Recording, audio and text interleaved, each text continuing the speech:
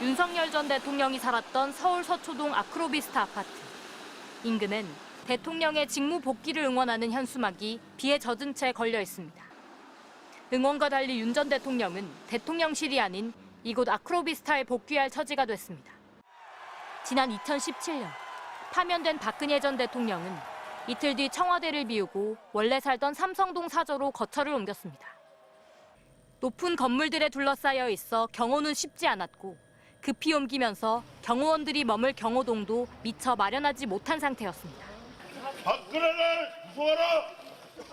경호는 어려운 마당에 지지와 반대 집회가 연일 이어지며 주민 불편까지 커지자 결국 박 전 대통령은 한 달여 뒤 상대적으로 한적한 내곡동으로 다시 거처를 옮겼습니다.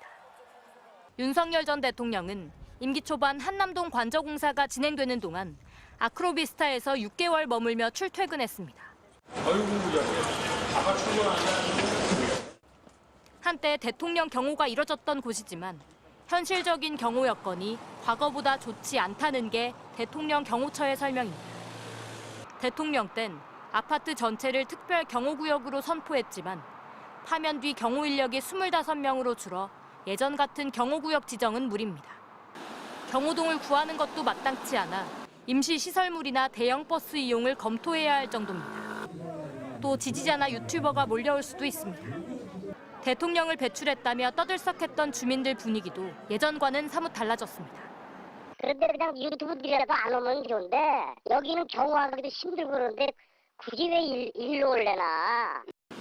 박근혜 전 대통령의 전례대로 윤 전 대통령이 아크로비스타를 거친 뒤 경호가 용이하고 주민 불편도 적은 제3의 장소를 찾을 거란 전망이 벌써부터 나옵니다.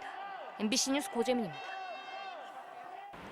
네, 윤석열 전 대통령 사저인 서울 서초구 아크로비스타 아파트에 나와 있습니다. 말씀하신 것처럼 윤 전 대통령과 김건희 여사는 이제 관저를 나와야 하는데요. 제가 있는 이곳 아크로비스타 아파트 사저로 돌아올 가능성이 높습니다.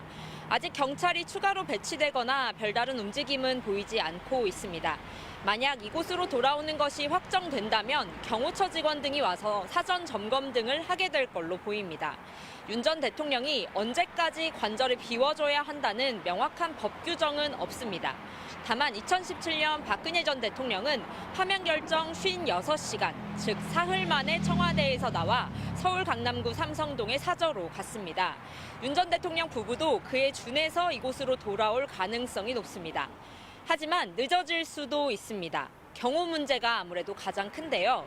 파면됐지만 윤 전 대통령도 최소한의 신변 보호를 위한 경호를 받기 때문에 이 아파트를 둘러싼 경호 계획을 세우는 데 시간이 필요할 수 있습니다.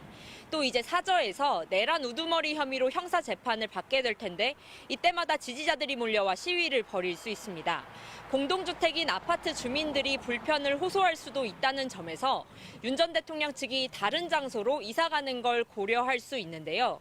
이렇게 제3의 장소를 찾다 보면 한남동 관저에서 나오기까지 상당 시간이 걸릴 가능성이 있는데 이럴 경우 또 다른 논란이 일 것으로 보입니다.